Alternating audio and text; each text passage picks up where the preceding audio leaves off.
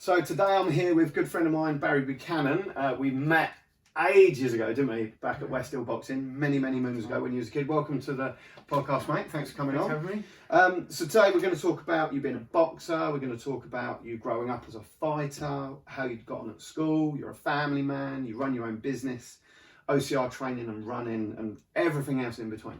Yeah. So, and again, we just want to really cover, I think, like how boxing's really transformed. Because obviously I've boxed as well, how much it's really transformed my life. Yeah. So, how old was you when you started the West Hill? I think I first went up there when I was about 14 maybe? Yeah. Yeah, about 14, yeah. I went there when I was 10 and then went back. So when I went back, sort of 16, 17 is when I met you, which is when you were. I remember the first time we sparred, because obviously I've been kickboxing quite a long time, and the first time we sparred I was like, because Dave Crittenden was there as well. That's it, So I was like, okay, I know these guys are good, but I've done 10 years of kickboxing, so I should be able to hold my own. Yeah. And I remember sparring you and Dave, and I remember I was like 16 years old, and I got out of the ring, I was nearly in tears, because I was like, oh my God, these boys are insane. And the thing I remember about you at your age was your speed. Like, you was so fast.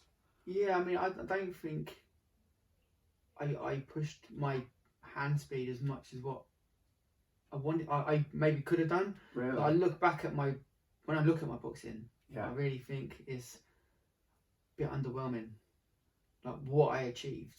Yeah, I mean, because you were good. Well, I mean, people have said, but you know, I'd done the best of what I could do with my makeup. I mean, I think it's more mental for me. You know, Do you think you could have done better then? if I had the right mental mindset, yeah. Yeah. So, as a kid, did you struggle with mindset then? I think, yeah, I guess I did, to be honest, because, you know, I was bullied at school. Yeah. And it wasn't until I started boxing and that gave me the confidence to then stand up to the bullies. Yeah. And then from there, it kind of snowballed a bit. Yeah. You know, and then we Do you think it helped give you an outlet? boxing, I liked that it was different because when I first started, I didn't know anyone that was doing it, apart from the boy that I went up there with. Yeah. I liked that it's different, but then obviously it all got come out of school and all my mates, or all the boys at school went, but they all drifted away. As you got older, Yeah, they do, don't they? you find girls, drink, nights out, and I stuck at it. You know, I may have missed out on a lot of living. Maybe, Or you know, what some people would consider living, but it gave me, boxing's given me the grounding, and the discipline to sort of be the person I am now, kind of thing. Yeah, because you've grown and matured so much. Yeah, I've watched you grow and develop over the years because you know we cross paths quite a lot. It's a small little town, isn't it? So it's been nice to kind of watch you develop. So talk about your boxing. So how did you get on with boxing? What was the records like? What fights did you do? I think I finished with like a 50-50 record. Okay. How many fights do you have? High 60s, maybe pushing 70. Yeah. And ABAs? Did you get to ABAs? Yeah, I boxed. Which is a high level. Yeah, I got to the national quarters. Yeah. And boxed Anthony Gogo. Okay. I understand he got beat. Fair enough. Yeah. Fair enough. I think that's the high. I got to the Haringey Box Cup final. Yeah. Lost to a Scouse lad who went on to box pro in America. Yeah. And that's probably it. I won some counties once or twice, I think. Yeah. Maybe, Yeah. I must admit, when I watched you box as well, because obviously I've been the crowd in the corner quite a lot, you never lost. I just feel like, because you was quite a slow starter as well, wasn't you? So it always took you a few rounds to warm up in. I always gave away more decisions than I deserved to lose. You know, I beat myself just as more times than what anyone else has beaten me. Yeah. I believe.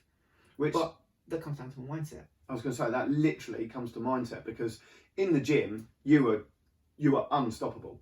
Like, do you know what I mean? You would wreck 9 out of 10 people. Oh wow, that's just the thing, isn't it? Like sometimes you can leave it all in the gym, and if your mindset's not right, like for whatever reason, I mean, you could have an unbalanced home.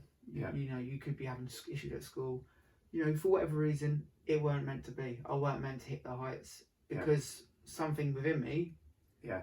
Like, and it wasn't physical. You know, I believe I was pretty decent physically, but just mentally. Yeah. It didn't there was happen. something there that was. Yeah, you know, sometimes I'd box a dream, and I'd beat some real good kids. Yeah. But then 2 weeks later, I'd get beat by a novice because my mind wasn't at the same level. Yeah, which was really frustrating for us as your stablemates. We'd be like, "Come on, Barry, wake up!" But like you say, like you can't help how you feel. It's just what that is. You know, I found, I speak to people that trained me now. Yeah. And they're like, "You're the most frustrating kid," but you know, there's a compliment in there somewhere. Yeah. Yeah. But it weren't meant to be. Yeah. Which is not the end. It's not the end of the world. No, I mean I can deal with it now. I mean I was quite resentful for quite a while because I did dedicate a lot of my life to it. Yeah. And it just proves that nothing's given to you. No. No. You can work hard, but if everything's not going your way, or if you haven't got the luck, Yeah. Sometimes I'd think I'd watch a bout back and I just think my face didn't fit. Yeah. Yeah. But I mean that's probably just me, just being like finding an excuse. But at the end of the day, it weren't meant to. That's what I look at it now. Yeah, it weren't meant to be. Yeah. Do you think it helped you through school? Because you went to Parker, same as me. Yeah. Cause I found Parker tough, really tough. As I got older, I mean, it helped deal with a bullying issue because once I stood up to myself, the bullying stopped, and then everyone wanted to be my mate. Yeah. And then that's when they all started coming at the club. Yeah. Oh, I want to be able to do that. Yeah. And then naturally, like we said, they drifted away. But I found with the confidence the boxing gave me. Yeah. And I like a lot of kids when they find something they really want to do, they're really passionate about. I was going to be a pro. Oh, I don't need school. I'm going to make money boxing. Yeah. Then my schoolwork went down. Yeah. And whether it's my mum and dad, they done what they could, but boys, if they're not going to do something, they're not going to do it. And I never done my homework. Why are you doing your homework? Well, I'm going to be a fighter. I don't need training. Yeah, that's more important to me than sitting there drawing triangles and stuff like doing algebra. Yeah. And it came back to bite me on the arse, but at that point, it helped with my confidence with like building bonds and friendships and dealing with that bullying problem. But at the same time, it was counterproductive because my schoolwork suffered. Because I'm not stupid by any stretch, but my record of achievement, my GCSEs will say otherwise. Yeah, yeah. When you look at mine, it's like 1 page of schoolwork, and it's like fail, and then it's like 30 pages of kickboxing. Yeah, exactly that. And but I think it does go to show that we can all achieve what we want to achieve when we want to achieve it in certain areas. So, for example, the schoolwork slipped, as mine did, because you focused so hard on the boxing and the training. That's just it. I mean, I think people learn different ways. I was more of a repetition. Yeah. You've got to keep practicing. Practice so you can't get it wrong. Kind of thing. And obviously, whereas I went practicing my schoolwork, it suffered. But my physical attributes within the boxing were going up.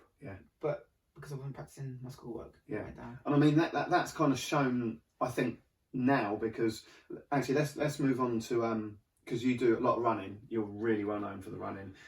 You've got some good PBs as well. I've watched some of your times, and you put your times up, and I watch your Strava, and I'm like, and you're like, oh, fairly chilled out run this morning, and I'm like, chilled? I would struggle to drive that. Do you know? I mean, I've been trying to do a lot of my running towards like a heart rate basis. Okay. Cool. Can you? Because I know a lot of people listening will be really interested to kind of know what you do. So. I mean, there's a book called 80-20 Running. Basically, it's about making your easy days easy, your hard days hard. Okay. Kind of like what Ricky Hatton did when he was training with Billy Graham. Yeah. And it's basically you do your steady runs, your flat runs, just at under a heart rate, which is you kind of set yourself, or if you're doing it like science based where your zones are, Okay. you won't want your heart rate to spike above say 140. Okay, so you'd run to keep your heart rate under a certain. Yeah, and basically I mean, I've not read the book. I don't know the exact science around it, but it's training. I think your lactate threshold, Okay. and then you're pushing over time. If you can stick to it, your peak heart rates for certain zones will increase because you're only hitting the really high zones in your harder sessions. Okay. Which is generally only 2 a week. Yeah. And then your easier runs, or if you do a tempo, again you'll make it higher. Yeah. But I don't know the exact science around it. So what's an easy run to you then? Just as a. Well, it kind of depends. Do you know what I mean? I done a run yesterday. I didn't have my watch on. I ran from the bathing pool along the seafront through the town up St Helens Road, and I didn't have a watch because you can get wrapped up. I mean, Taylor Skelton, he doesn't like the watches because you can get wrapped up looking Constant, yeah. So I had my phone in my shorts pocket, set my Strava on, and then I just ran to feel, and it felt good not have to worry about the watch. Yeah, constantly checking numbers and statistics as you're going along. And I can see how you can get really caught up in the watch, because if you have goals or thoughts of where you should be, but you're not hitting it on that specific day, you're going to be just constantly watching your watch, and it's going to be counterproductive again, because instead of just concentrating on trying to find your rhythm, find your breathing, you're looking at that, and then you're getting more wrapped up in that. Oh God, I was a second under or 2 seconds over, or my heart's 2 BPM too high, or I mean the Strava, I guess it's good for like data recording. Because not everyone, I'm not good. Every time I start a new program, I'll start writing it down. But after a week or so, I'll get bored and I'll stop it. I don't know anyone that manages to keep their diary going. The Strava, it's just as much for ego as it is for recording your data. Because people love having the crowns or the local legend things that they've now brought out, and it is just it is to massage your ego, I think. I mean, so I've never looked at it that way, because I obviously my numbers are if I went on a top 100, I'd be like 105th on the running scale. So I've never, but I suppose people do that, don't they? I mean, you see, I mean, that's my opinion. I mean, I use it. I mean, I guess I am guilty. You know, I mean, I'm as guilty as the next person. But it's just, it is what it is, and it's nice to purely for like the data. It's nice to look back if you do the same run. You know, in 6 weeks' time, you can compare the two. That's what's great about it. But it's very easy to get caught up in like running your easy runs harder to make it look like you're progressing more. Right. Okay. Because that's my only opinion. But each to their own. Well, so I do know you're pretty quick.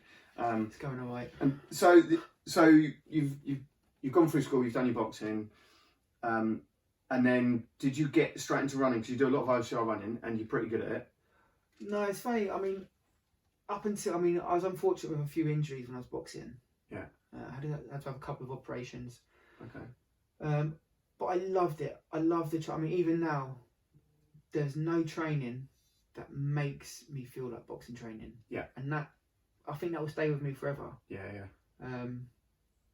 And I did stop boxing because it was, my wife was doing a degree and it just wasn't fitting in. You know, but I sort of went back up to the club. Well, what happened is I boxed in the Southern Counties finals against a traveller from Kent Way, and I absolutely battered him. I mean, this was one of my clear-cut wins. They gave it to him on a 3-2 score. I put him down twice. And, you know, there's no way that I lost the fight. And it broke me. That was the straw that broke the camel's back. And I was like, I'm done. Anyway, but I said to Graham, because Graham Towers was training me at the time, I said, I need a couple of weeks to get my head right. Before I knew it, over a year had passed. Wow. Like I didn't miss it. That's how bad that really affected me. And I went back and I planned on I thought, I'll have one more season, one more go at the ABAs, one more go at the Haringey Box Cup. And because my wife was doing a nursing degree, she had to do work placements, and it was generally always being a Monday or a Thursday. And at ABA level, you can't train once a week, no matter how much running you do or whatever. And it just wasn't productive. So I stopped. I just completely stopped the boxing, and I thought, oh, I need to have a rest and do nothing. Yeah. But then I found my mood was going. Right. I wouldn't say I was depressed, but I wasn't good to be around. I was grumpy. Yeah. And like I knew Terry has always said, come to the running. So I went to the running, and whilst it didn't fill me with the same endorphins, it was just something to keep me going. Yeah. And I kind of tied you over. Yeah, you know, and I learned to love it, and it was funny because like before a race, people like I'd see people really nervous, and I was like, I didn't understand it. Yeah. Because the way I looked at it is, I'm just running. Yeah. Like we've been punched in the face constantly. This is the thing, like, you know, I was comparing it to that, and like just running, and you're running against the clock effectively. Like if you beat the course quicker than someone else, you're going to beat them. Yeah. And whereas these people were trying to hurt you when you were boxing, and so I didn't find that nervous. But the more time I've been away from the boxing, and I'm running more, I do get a little bit of pre-race anxiety now. Okay. Which is interesting, because obviously that's now what I'm specifically training for. Yeah.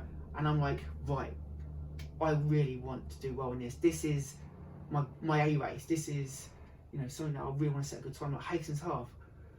Every year I always want to go under 120. It's never happened. I've never. So what is your time on Hastings Half? My best is low 122.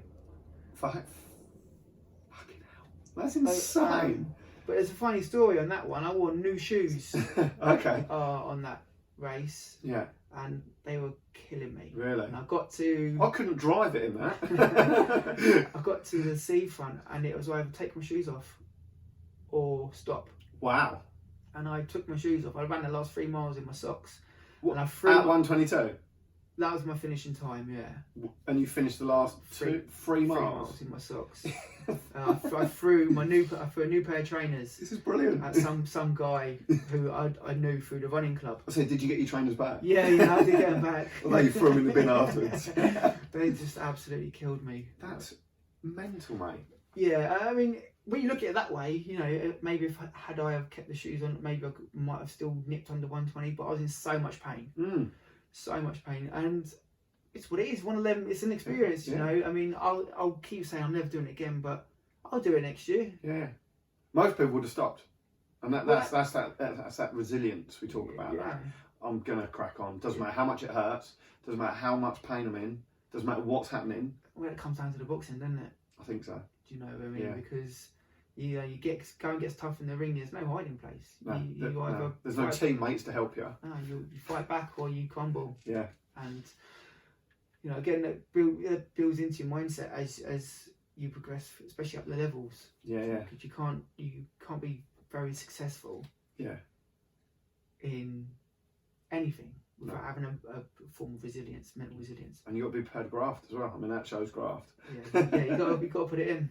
So you've done the Hastings Half. You obviously started running with Terry and the high altitude guys as well. Shout out to them. And then you started getting into all the OCR running. So for people that don't know, what's an OCR run? OCR, right? Obstacle course racing is kind of like, I'll just put like a Spartan race. Yeah. Or Mud Monsters or that. Yeah, it's basically an off-road run with a series of man-made and naturally occurring obstacles. Yeah. Sometimes you can have a swim, like a lake swim. Yeah. Or you can run through a river or like effectively in a swamp, like a mud pit. Yeah. And then you've got man-made things like rigs where you've got to traverse from a starting point to a finishing point and hit a bell or cross a line without touching the floor.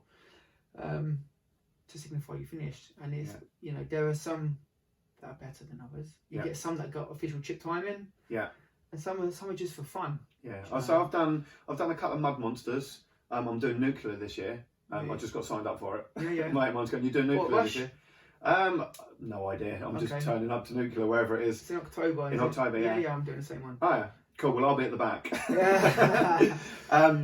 So yeah, I've done a couple of Mud Monsters, and I mean, I hate running with a passion. Like honestly, I hate it. Always hated it. Always did when I was boxing, when I was kickboxing. And then a friend of mine, Scott, was like, "You're coming to do this because it's fun." Yeah. So I was like, "Okay, cool, whatever." And I done it, and it was really good fun, getting muddy, climbing through all the puddles and all that kind of stuff. So I did enjoy it. It's funny because the running, the straight road running, I enjoy it, but it never filled me with the same feeling as what boxing did. No. And when I turned 30, I thought I want to do something. Anyway, me and a group of mates done a Tough Mudder down in Winchester. Yep. We went there in the afternoon, came back, had a party because it's my birthday. Yeah. Didn't think no more of it. We all had a really good day. And a couple of years later, group of mates that I know from the running and from playing football, they're like, we're going to do a Spartan. Rich Pringle was putting it on over at Ashburnham. Yeah.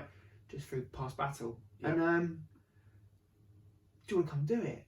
So I was like, yeah, all right. So we've gone over that. We've done like the half 2 wave. Didn't even know it's like a competitive thing at this point. Just turned up, hasn't it? So we said that before we set off, we're like, are we going to race or are we going? And I was like, I'm up for a race. Yeah. Anyway, there'd been like, I don't know, 2,000 people go through the course before even me. Yeah. And I didn't know they'd done a final tally. Even though the first competitive wave, well, what turns out to be the competitive, Yeah, they go you just turned up half 8.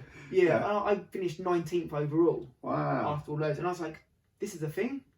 I didn't even know. And then from there, I joined the RPC obstacle team. Yeah. I done my first proper attempt at an OCR would have been Warrior Run. Yeah. Just past Brighton. Yeah. And I finished second in that. I come second there twice. What was that one called again? Warrior Run. The Warrior one. Nice. Yeah, it's And that was your first race, like proper. Yeah. We're going off in like the competitive. Yeah. Fantastic. That, and I thought, this is me. Yeah. I like this. I mean, gave you a bit more of a buzz than just. Well, yeah, and I think it fits my body. Yeah. More, like I'm built different. Yeah. I'm built more like from the boxing. I was never going to be seriously quick in the road running. Yeah. Because they're just built different. Yeah. You know, and it just suited my body type, my body composition, and the natural strengths that I had. Yeah. You know, hanging off things. I mean, it's taken a lot of practice from starting to now to keep improving. I mean, a lot of improvement and practice. But it kind of fit me a bit more. Yeah. And I just thought, well, I want to do this. And then, my third race, that's when I had my first real awakening. Yeah. Like a rude awakening too, because it was a UK champs. Okay. And I qualified as an age group, but I emailed them and said, I kind of want to challenge myself against the best. So it's like, okay, jump in with the what is the elite wave. Yeah. And nice. Well, I didn't even know half these obstacles existed, and I crashed and burned. Okay. I got to like the first big obstacle, never seen it in my life. I had a couple of goes. Yeah. And I was like, no, I can't do it. Yeah. So I walked through and I lost. You get a completion band. Yeah. Like to start. They took one of those off. Carried on. I didn't think no more of it, to be honest. I thought, this is all fun, And then I didn't realise quite how serious it was, and it got to the first real big rig that I'd ever come across. Yeah. And the queues there were massive. So we're standing there on a cold November morning, waiting your turn. And I had about 3 or 4 attempts, and I was like, no, I'll finish now. Yeah. So they took my last band, and I've scooted off, finished the race. And I was really happy. Like, oh yeah, there's brilliant, great atmosphere, great event. Yeah. But it made me realise that there's so much more to it. Yeah. That I actually did need to practice, and it kind of took me back to repeat. Yeah. And I sort of started practicing a little bit more, designing like just grip training stuff. That's what really you need. Yeah. And even like later on, you still get awakenings where you think that my training is not sufficient. There's more things you need to do. Yeah. And from there, it was like a natural question that I kind of went doing more OCRs than I was doing road running. Yeah. And it kind of snowballed. My first full year doing it, I managed to qualify for the Worlds in Canada. No, that was in Canada? Yeah. And wow. That is... yeah. I wasn't going to go.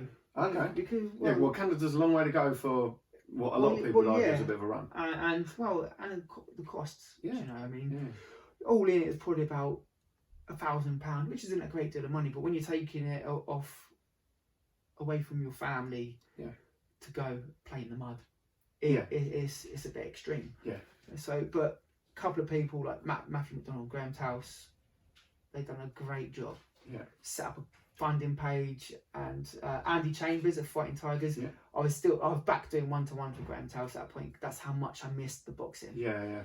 And Andy was like, "Come do a couple of bouts, and I'll give you a percentage of any tickets you sell to help get to Canada." Matthew gave me the money. We paid him back from the GoFundMe page. Okay. And without the core good people around me, it wouldn't have happened, because I would never have taken the money to go. Yeah. So without them, none of this would have been possible.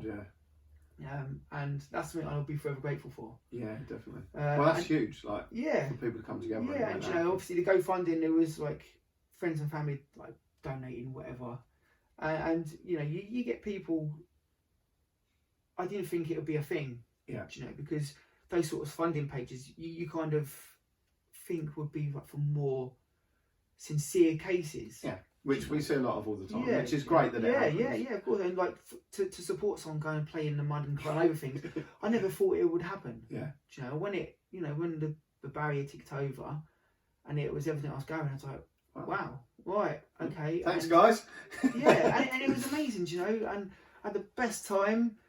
Again, it was a bit of an awakening. It got to a certain point. I mean, I raced the short course and the long course. Yeah. And the first course was on a damp, moist morning, but it was brilliant. Lovely, running up like a ski resort. Okay. Oh, it was amazing. It was so good, and I had the best time. And then on the Saturday, we done the standard course, which is 15k. Yeah. It was going better than I could hope for. But again, inexperience. I'd only had about 7 races by this point. Well, that's 7 races and getting to the Worlds. Yeah, it was a good experience. Yeah. But again, I came away knowing I still had more to work on. Right. But not only my own physical training, but just being aware of when I'm tackling an obstacle, because there was 2 rigs right next to each other. On the short course, there's only one in there, but on the long course, they were both in there, and I blew my arms out on the first rig because my foot got caught in a ring. Yeah. And I attacked the second one, and I just had nothing in my arms. It took me about 25-30 minutes to get my arms back. Oh, really? So wow. I think I went from top 10 to finishing, I think it was 35th. And I was still made up with it. Yeah. That's still my brilliant. First. And obviously, but like I say, if you hadn't blown your arms out, would have been a bit, a lot better. But that was a great learning experience, and just to have the privilege to be able to go there, and other people have supported it. That's the thing that's always going to stick with me. Good core of good people around me. Yeah, family and friends that believed, and made even strangers that thought it's worthwhile as a local person. Yeah, striving to do something decent, positive, and it's really, really humbled by it, and there's something I'll never forget. I mean, I do think there are some really good people and good causes in Hastings. Obviously, Hastings gets a bit of a beating, but I really do think that there are some generally really decent people in this town, and allow things to happen. That's just the thing. I mean, I think if you portray yourself as a positive role model, because it is a very small town. You're never too far removed from somebody that knows somebody else. Oh, yeah. And if you can stay positive, like do positive things, and just try and be a good person. Yeah. It feeds round. Yeah. And when something like this happens, people will tend to pull together and make it try their best to make it happen. Definitely. And I was fortunate enough to be on the receiving end of that. Yeah. No, that's good. I'm glad. That's pretty cool. So, with obviously, to me, the mud runs are just a bit of fun, and obviously, like you started, it was just a bit of fun. Then you realised, it's a bit of a competitive edge, and I can, and I do all right. As in, you managed to smash one in your second go. You then gone to the Worlds, and then I heard a story someone told me about, like you were pretty much tackled to the floor in one of the runs. Something went wrong. What was that all about? Yeah, that was at the Worlds up at Nuclear Races. They had the. So where we're going in October? Yeah, that was there. The World. They generally work on a 2-year cycle. Right. Okay. So I think it started off in the States, then spent 2 years in Canada, which I got to the second year. Then I had 2 years at Nuclear. Right. And the 2018 at Nuclear didn't go very well for me. And I was excited to get back. That's when I started. I applied to be coached by Scotty. Yeah. And that's when I really started improving vastly. And we was all set out. Everything was set. I mean, I paid to do 3 races, like with the short course on a Friday, the standard on the Saturday, and the team event on the Sunday. And they're not cheap runs either, are they? No, they're not cheap. But when you're competitive and you want to do it, you'll find a way. Yeah. And my Scotty didn't want me to run the short course, but I argued that I'd paid for it. I want to do it. I'll pay for it. So he's like, okay, we're going to go for it. Anyway, I was going okay. I don't know if the short course is run on like a time trial. Yeah. So you go off in groups of 6 or 8, I think it is, and it's only 3K. And it got to an obstacle, and for some reason I changed the way that I normally tackle the obstacle. It's called ninja rings. It's like an A-frame with like metal pegs coming out. You get 2 gymnastics hoops. Okay, yeah. And you kind of just have to traverse up and down and get to the other side. Yeah. And for some reason I changed the way that I normally tackle it, and it took me a couple of attempts. Anyway, there was normally there'd be, in 2018 there was a hay bale. Just land on a hay bale, you completed it. This year there was like the plastic cordon, what the police use. Yeah. That's stapled onto the floor. You had to clear that. Anyway, eventually I got over the obstacle, but the marshal, who was, I don't know, 20, 30 foot away, talking to somebody else, said I hadn't cleared the line, but I hadn't moved, and it's marginal. I won't ever say it wasn't, but I was cleared the line. Yeah. And I believe my integrity level and my moral compass, I wouldn't cheat. There's no need to cheat. Well, you've already said you tried it 3 or 4 times. Yeah, and I said I've done it, but before I started, my coach said, anything goes wrong, I'm pulling you off the course. I was like, yeah. That's pretty serious. Yeah, because so does the coach go with you then? Well, the short course, he followed me pretty much around the whole course. Oh wow. Yeah.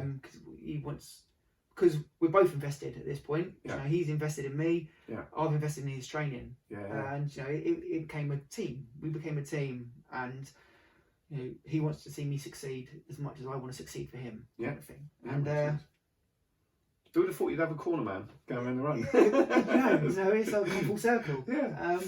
And we got to the marshal came over, and I thought, I've cleared the thing. I said, I'm not doing it again. It's just not happening. Yeah. I've cleared the tape. And with that, Scotty's, my coach, went down, what's the issue? And he said, walk off the course. And I was like, and I didn't think he was being serious. And I was like, I'll just do it again. He goes, no, get off. That's it, we're done. And I was like, oh, right, okay. So I kind of walked off the course. Yeah. And with that, the marshals came up with me. She had to radio it through, because you can get people that would just, because it's a lot of switchbacks through woods and fields, she had to take my number and radio it through. So I've ripped my number, I've given her my number. Yeah. And I was a little bit miffed because, I had crossed the line. Yeah. Anyway, with that, we thought no more of it. We spent the rest of the day cheering our mates on. Yeah. And I went back to the same obstacle to watch one of my teammates, Dean Constable, go through. Yeah. They changed the ticker tape, the plastic cordon, to a massive thick rope. And I took a picture of it because I found it ironic. Yeah. Oh, look, they've changed it now. They've changed it because there's too many variables. There's no clear, because it's quite a blustery day. Yeah, so it could be blowing a bit. Yeah.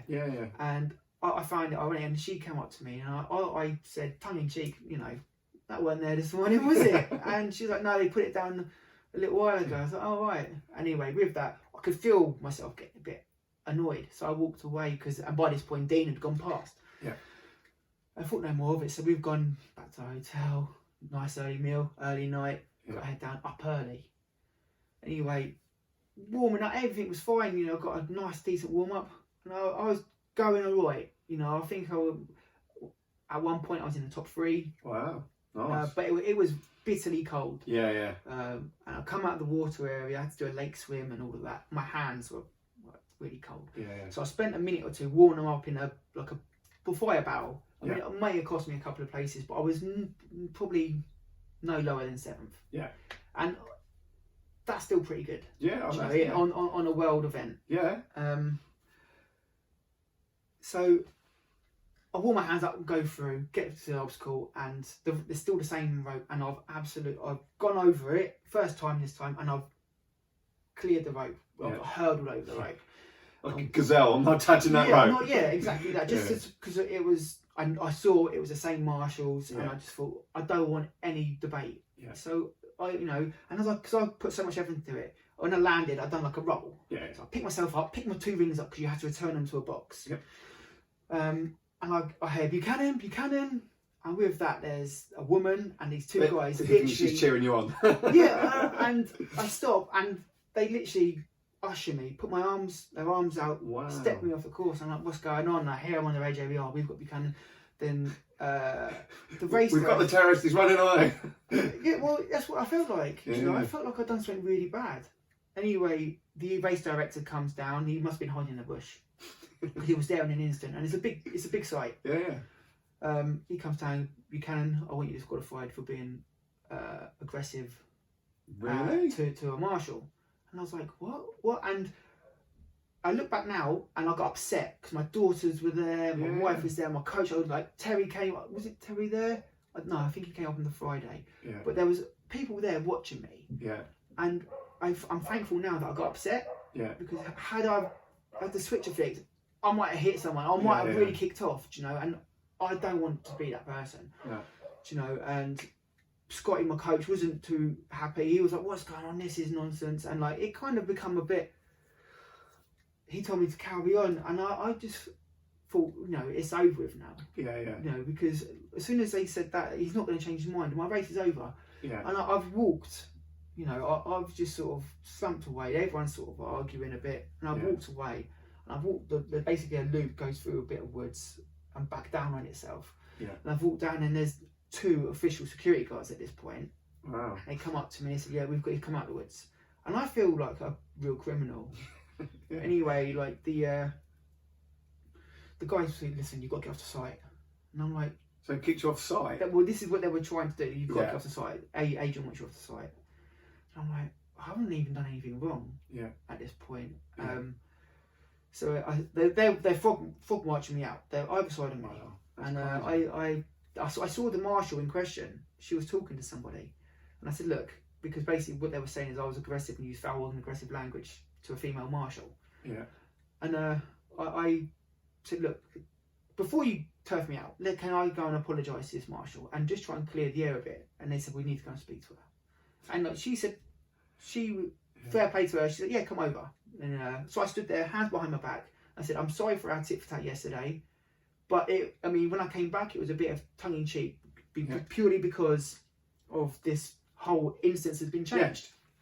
Yeah. And I said, but before they kick me out, can you just confirm or deny to these people whether I swore when I was aggressive at you? They were like, she said to me, no, you never swore. You weren't aggressive. Wow. And I just looked at the two security guards, and they kind of went, puffed their cheeks, and like, what are we doing here then?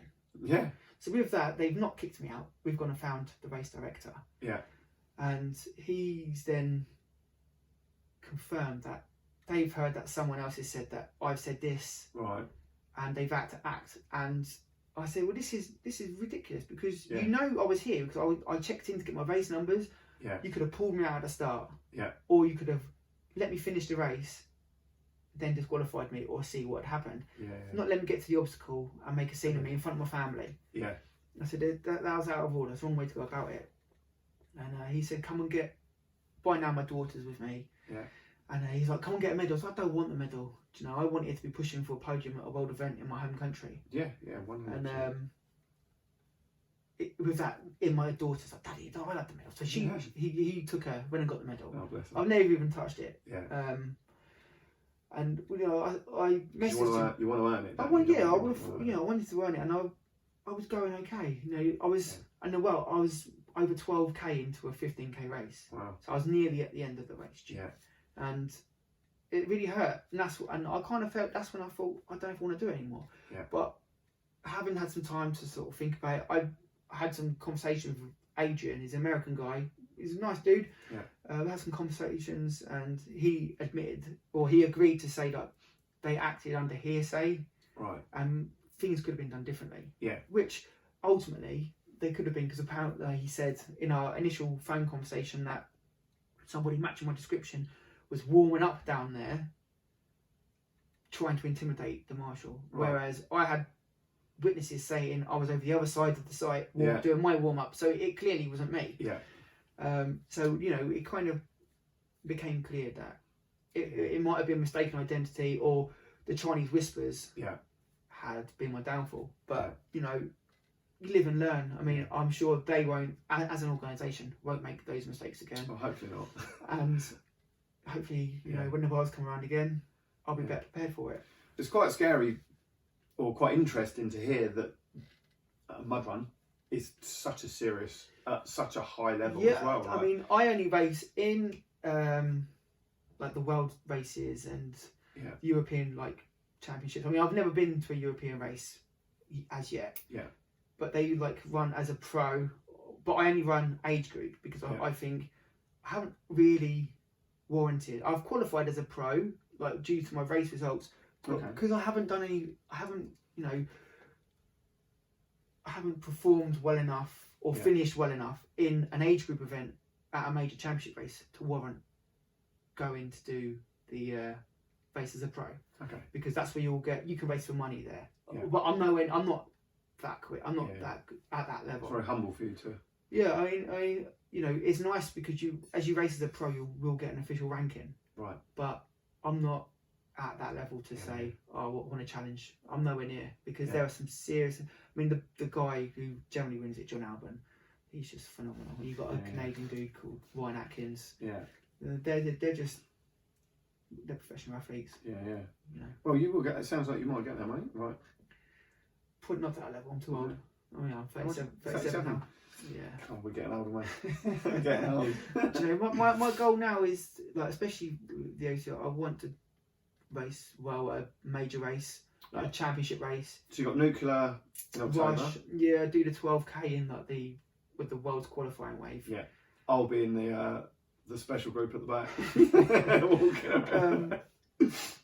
I just, my missus has done it a couple of times. One year she went round on her own because I raced in the morning. You know, and it's a good atmosphere, nuclear. Yeah, it's one of the better races. You know, especially it's going to be different this year. Yeah. But usually in the village they'll have a stage with bands playing, and they'll have big screen TVs. It's a proper festival type thing, and it's really good. I'm looking forward to it. Definitely looking forward to it. I'm looking forward to racing. I haven't trained for it, but so I jog around. Yeah.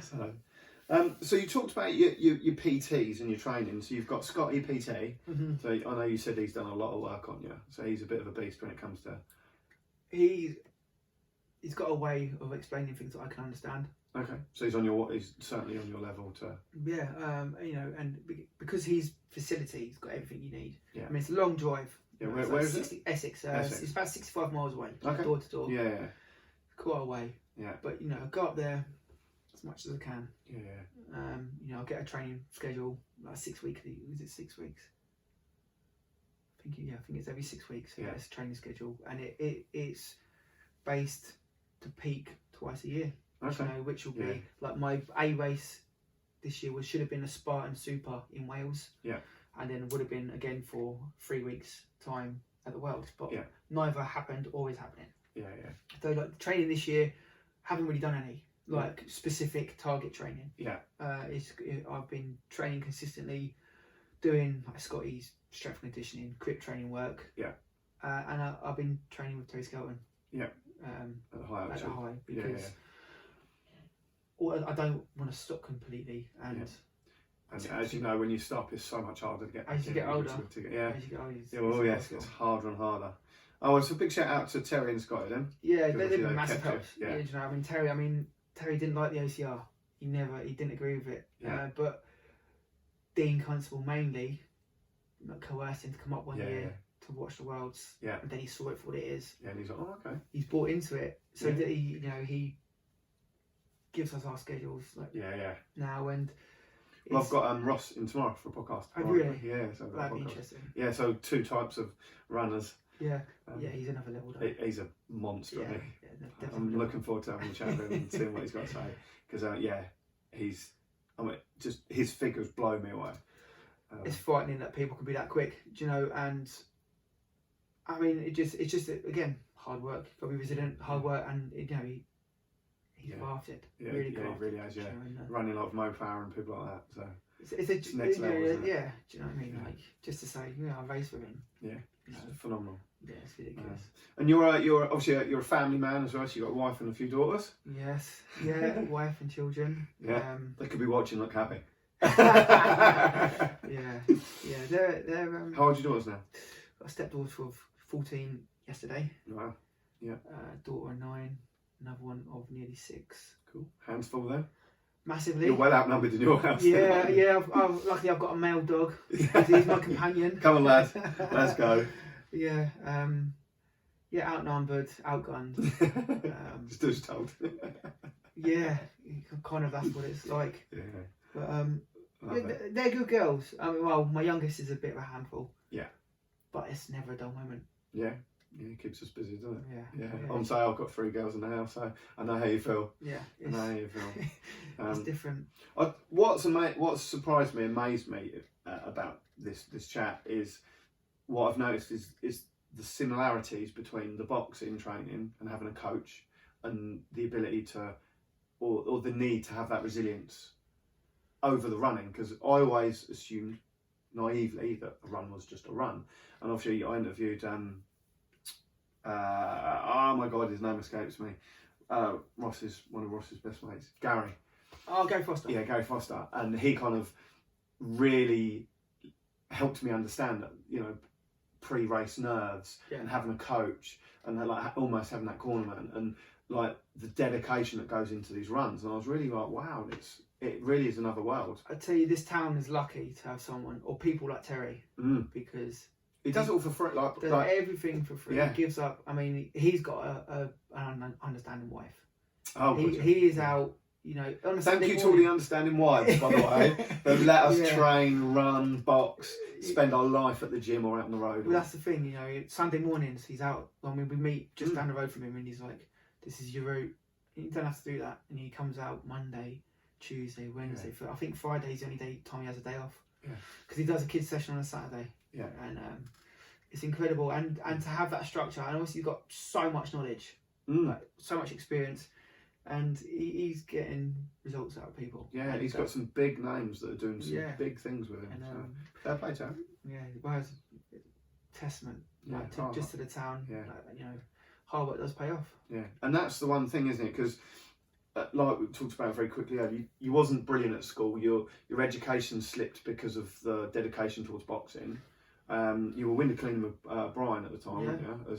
Yeah. I'm assuming you started as like an apprentice or a part-time. Yeah, I started off just, I think my first day was a Saturday. Yeah. And it was easy.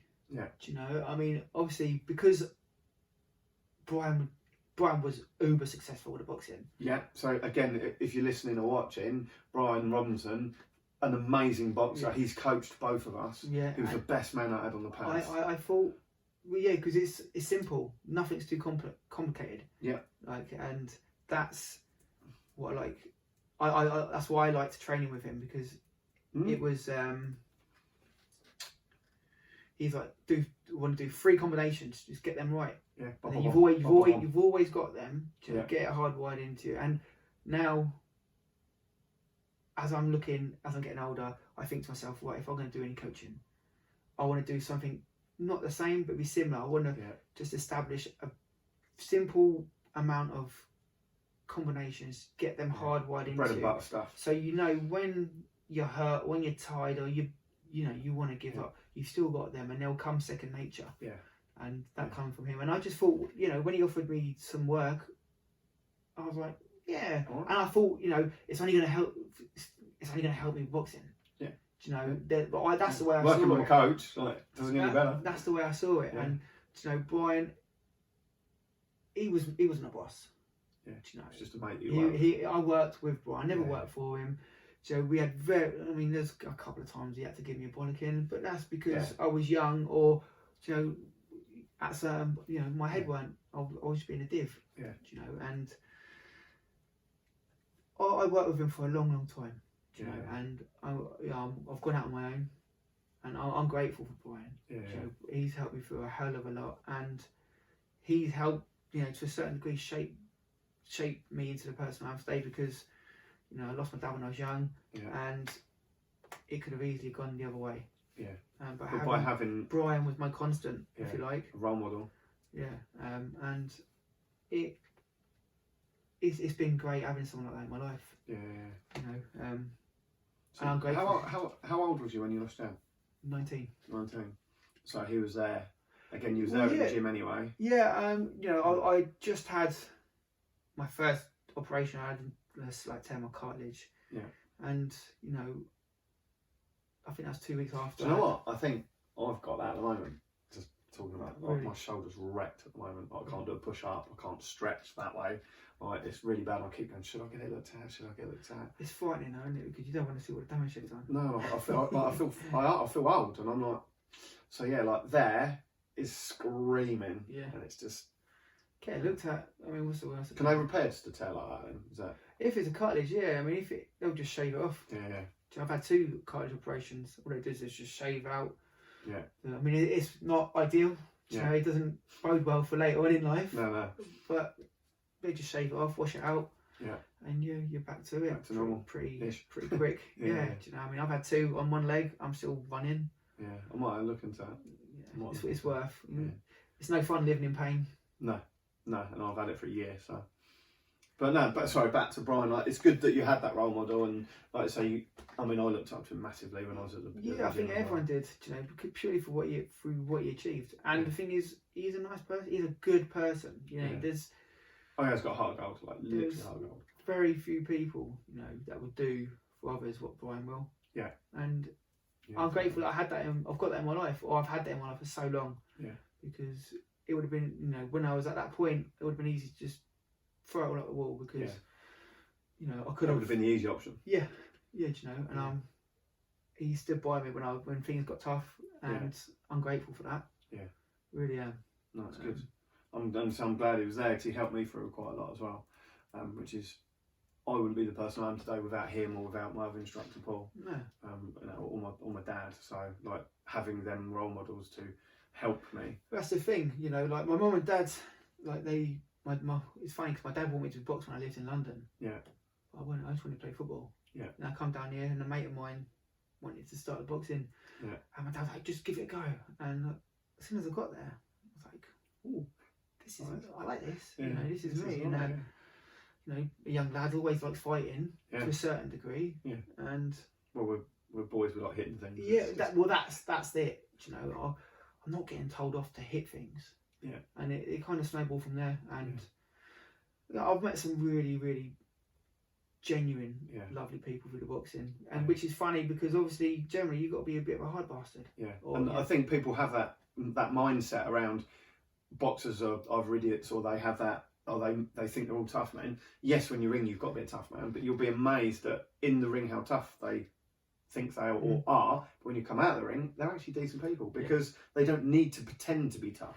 Well, that's just the thing. When they're like, pre-fight, you've got to put a little bit of bravado on, because it's all about mindset. You got to, if you go in there, you're like shoulders slumped, head down, you're gonna get a pacing, because you're looking to within yourself. And you've already given them the win. They've already a round up once they've seen your body language. I mean, that's a big part. But when they get out and they're in general life, the coaches or the boxers, they're calmer, more relaxed, happier. And that's the thing. That's the beauty of it. I mean, boxing is brilliant. I love it. I miss the training. My business, isn't it? I miss the training. Well, if you want to ever want to come and hit pads, mate, you know where I am. Do you know what I mean? Christ, we love it. It's been a big part of my life and what I've done, and it's carried me through. I try and take the same sort of mindset or belief within myself, which I've kind of had to learn myself. Yeah, amazing. And I definitely think it's kind of helped shape and get you through certain hurdles that you've had to. Yeah. All the way through. Yeah, because I mean, you know, things start going wrong or get tough. It's easy to say, "Oh, give up." Yeah. Oh, move on to the next thing. Yeah. But it doesn't get you anywhere. It doesn't get you anywhere. No. And to have that backup, you know, Yeah. just a little switch in your head to just go, right, here we go, time to get to work. Yeah. Time to dig deep. Yeah. And that is the thing with any striking sport, kickboxing, boxing, MMA, is there is no team. It's you and the other person. There's no place to hide. You have to dig deep and you have to graft. On fight night, it is just you and him. Yeah. You know, but it is important to have a team. I believe, obviously, behind the scenes, you know, you're like, now you've got the professional level is ridiculous. But even as on the amateur circuit, you know, you've got to have a couple of coaches, people that are willing to give up their time for you. Dietitian, like you'll need constant massaging and fixing because of how hard you're training. Well, and this is the thing. Like now, like we've boxed fairly recently. If you think about time, especially in terms of boxing in Hastings. Yeah. You know, I never knew what a sports massage was when we were boxing, or you just a trained taper, really hard, or anything like that. It was just train hard, have a little stretch, and then go you again. go. Yeah, you know. But now it's completely different. I mean, it's amazing the advances that have been made, even on an amateur level, to get the best out. To get the best out of you. Yeah. I mean, I've had to change how I train and teach my lot to keep up with what everyone else is doing. Like I say, you've got your HIIT training, you've got your explosive training. You need literally, the fight team will have massages every week. Do you know what I mean? You've got recovery work, stretching work, so you've got a dedicated stretcher. Recovery workout. Oh, it's insane. It's bonkers to think how much it has evolved to get the best out of you, even on an amateur level. So you're ready come fight time or go time for whatever sport you do. Yeah, that you're prepared. Like say same as running. Like you now, I mean, if you was 15, if we turned around and said, well, you're going to drive 60 miles to go and train on a workout with a tyre, you'd be like, what? Yeah. That was stupid. I'll just go out the West Hill and try. Yeah. Like the level you go to now to get to where we need to be. It's, you know, once you realise what you want to do, and if you want to be successful, sometimes you have to do the unpleasant things. Yeah. And you know, it might be driving 65 miles just one way. Yeah. To spend a couple of hours, but that one-to-one time with your coach, whether it was 10 minutes away or 65 miles away, if you can absorb it, take it all in, it's only going to push you on further, and you will improve come time to compete. Competition time, that's it. And if you don't want to compete, that's fair enough. Yeah. But once it's in you, it's in you. Yeah, being comfortable, being uncomfortable. Exactly that. Exactly that, and you know, I've had that a few times. Yeah, it's just do it. Like I've listened to a podcast, Mike Tyson. Yeah, day before yesterday. Okay. And he said he was talking about Customato, and he said what he tries teaching to do is do the things you hate. You've got to do them, but do them like you love them. Yeah. Because they're the ones that's gonna stick in with you. Yeah. So basically, you've got to try and treat everything like you love it, whether it's stretching the bane of your life. Wow, I don't like stretching. No. I can't stand it. But now, do you know, I do it because you know, it'll make you a better competitor. It's going to prolong my sporting career. Yeah. You know, I mean, I don't less injuries, hopefully.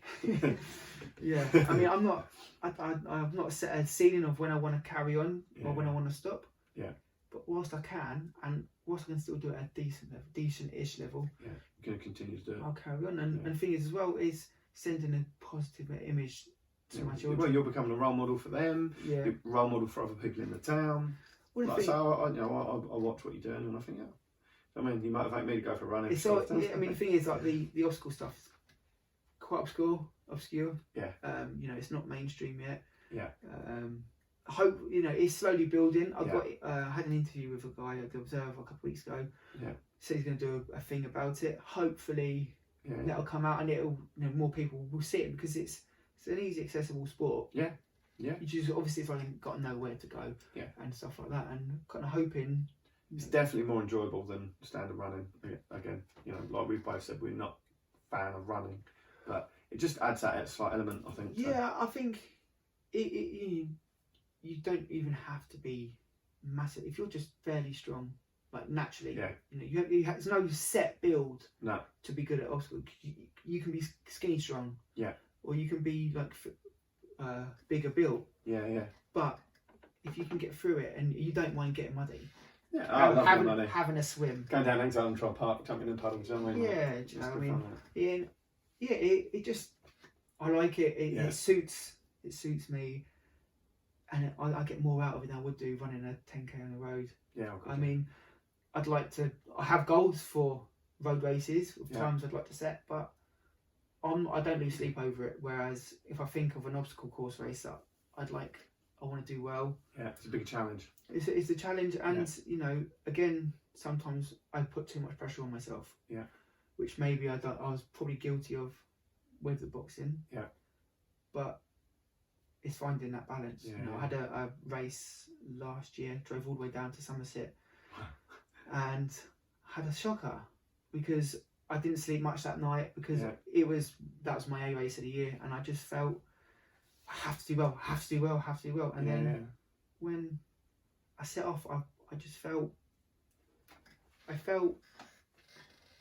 lethargic. There's no snap. Yeah. You know, whether I'd overcooked my training. Yeah. Or, you know, I peaked a little bit too early, or because I was tired. I don't know. You know, but it's finding that balance. Yeah. Like anything, time, training. Yeah. Just you've got to get it right. Yeah. To perform at your peak, you've got to get it right. Yeah. Same as with your relationships, your kids, your wife. It's getting that balance right, isn't it? It's all about balance. The art of compromise. Yeah. That's the thing. The art of compromise. I like that. Yeah. Cool. Right. So always ask. I mean, obviously, I always ask all the questions. Have you got any questions for me? Like, have you ever thought, well, again, it doesn't matter if you haven't got. How do you fit it in? That's the thing. The art of compromise. So, yeah, good question. Something. I mean, I always bitch and moan to myself. There's not enough hours in the day. And over this last year, I've learned that there is only 24 hours in the day. Now, people joke and say, like, I actually work at 28 hours a day, 8 days a week, because I managed to achieve so much. I just think it's because I'm very good at motivating myself to get done what I need to get done. So if I know, if I write a to-do list of 10 things, I won't procrastinate. I won't go, oh, I'll do that in a minute. I'll have lunch first. And then I'll do it this afternoon. I didn't get time to do that. There are still bits that I don't get done that move on to the next day. Yeah. But, you know, I don't snooze for half an hour. The alarm goes off 2-3 minutes and I'm up. Yeah. 5 minutes later, a cup of tea in front of me and I'm starting to work through my list. Yeah, right. And I'm like, right, I'm getting it done. Now, there are bits that take a bit of a bashing. Like yesterday, we finished the gym, sat down, and I've got a girl that's doing a bit of work for me and she messaged me about 10 o'clock. And she's like, oh, I was going to send you this list. I'll send it to you tomorrow because it's quite late. And I'm like, well, I've still got another hour of paperwork to do. It's 10 o'clock at night. I've already done like a 12-hour day, but I'm still going, well, I've still got another hour. It's only 10 o'clock. Send it over. Send it over. Crack on. Let's get it done. Yeah, I suppose that's procrastination on their side as well. I'll do it tomorrow. Yeah, I'll do it tomorrow because I don't, well, you're on your computer. You've already texted me. Yeah. Just hit send and I'll deal with it. Yeah. Now, I beat my own self up because I say, right, I need to switch off. I should have some downtime. But as soon as I have some downtime, I want to go up again. Yeah. For me, it's finding that balance. So certainly this last couple of months, Jenny's now gone full time. Yeah. At the gym. So some of my paperwork she's now doing. I'm now looking at taking on a salesperson because I'm running out of time again. Right. Because my lists are growing. And there is not enough hours in the day, and I don't want to be up till 4 o'clock in the morning ringing people. Yeah. So I'm now growing the team, and I'm learning to leverage. So I know it sounds quite minute, but if I spend an hour cleaning at the gym at 10 o'clock at night, that's an hour eating into my personal time. Yeah. So I'll now pay a cleaner. To clean. Yeah. Because I can then come home an hour earlier. So it costs me money, but then I get some of my own time back. Yeah, it's fine. Yeah, the thing is sometimes you that little expense still makes you richer. It's like when I went out on my own, for instance, I had a guaranteed wage from Brighton. Yeah. But I was always hassling to be somewhere for Brian, which is understandable. He was my boss. Yeah. But it got to a point I was putting my children in breakfast club and after school club. They didn't like it. Yeah. I left Isabella crying nearly every day, and it started to wear thin, eat me up. And I was like, something's got to change. And thankfully, Brian, like I said, heart of gold, he saw it. He set me up a bit of work. Yeah. Off you go. Took my kids out of these clubs. Straight away, I was financially down each week. Yeah. But I was richer with time. Yeah. And you can't buy time. You don't get it back. Do you know? And that's something else you talk about, obviously, from losing my dad when I was young. Yeah. I want to be around my children as much as I can because, my youngest is 6 in 3 weeks. Yeah. And it doesn't seem like 5 minutes ago she was just waddling about. Oh. Do you know? So Beth's just gone to college. Frightening, isn't it? Yeah, and it's scary, mate. The time is just like that. Yeah. Gone. And you don't get it back. And that's why I just try and maximise as much as I can. Yeah. Especially with them and with my own, because it can be over. You're only one heartbeat away from death. Yeah. And with my own training, I want to do as much as I can. Yeah. And it's not as productive around the DIY front, around the house and stuff, but it is what it is. We've all got passions. Yeah. And it goes back to balance. Yeah. Financially you might lose, but then you get your time. So it's worth paying for that time. Time for me is the most important currency. And that's something I've learnt a lot more over the last year as my business has grown. Right. Is I'm now having to buy time. Yeah. Basically. And but that's what I've got to do. If I want more time with the wife and kids, which I do, and more time for myself, which I do. So I've actually got Friday off this week. Nice. And then we're going, like me and the family are going away. But I've actually got a day off and I've got staff to cover. Whereas normally, if I had a day off, I'd have to be, can you do this class? Can you do this class? Oh my God, need a receptionist. It was mental. Yeah. Whereas now I've got staff in play.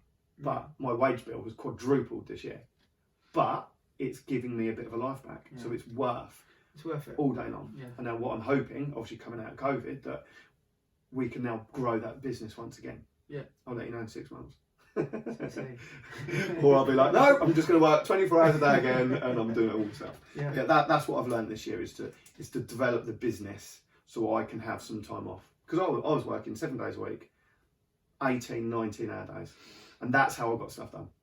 Yeah, I mean, it works for a while, but then it becomes unhealthy. Yeah, and I've learnt that this year. Yeah.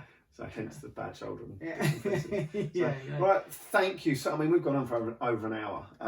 Amazing. I've learned a little bit about you.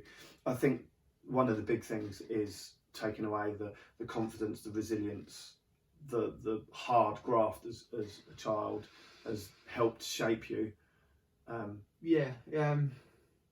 Definitely giving you a mindset, just hard work. And certainly coming out of COVID, I'm finding more and more kids are lazy, they can't be bothered. Whether you want to call them the millennials or the snowflake era, or I've got to walk to school, it's like a 10-minute walk. I'm like, just grow a pair. Resilience is huge, and I think kind of the old school a little bit, even for us, it has kind of helped shape us to the people that we are today. Massively. I just think